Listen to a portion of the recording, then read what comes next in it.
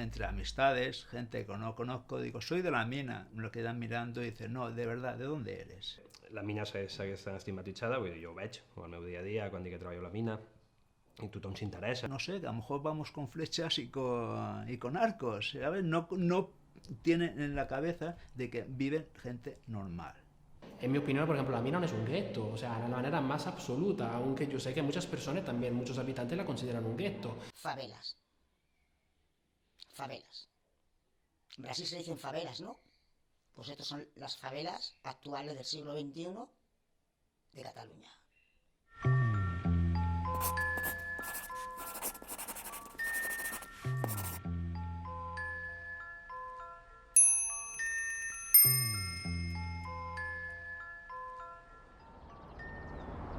Barcelona, després dels Jocs Olímpics, vol transformar tota l'àrea del Llevant, convertir-la no en unes deixalles d'escombraries i de brutícia, sinó en una zona maca, guapa i tal, amb el projecte Fòrum de les Cultures.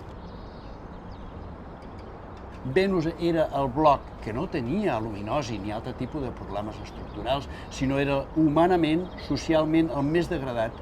Doncs, i veien que seria tan car fer un procés reeducatiu d'aquest bloc que s'enderrocaria senzillament perquè amb espais més petits seria més fàcil la reeducació social.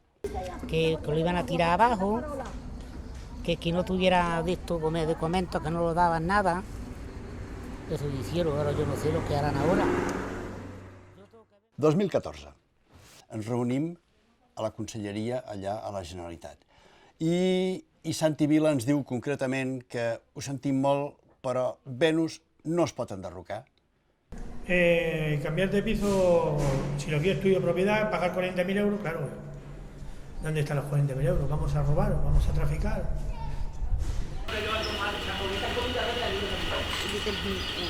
Es rebelde. No, no soy rebelde. No me gusta la injusticia.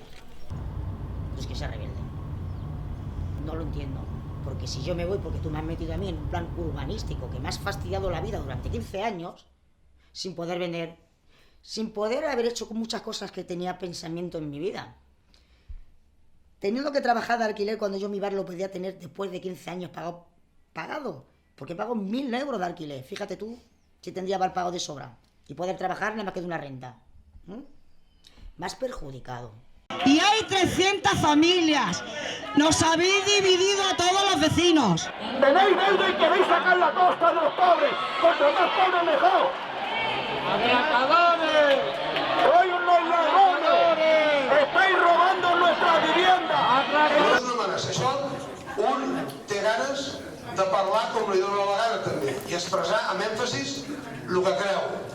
I el públic no vota, voten els regidors d'aquí. I ja només dic...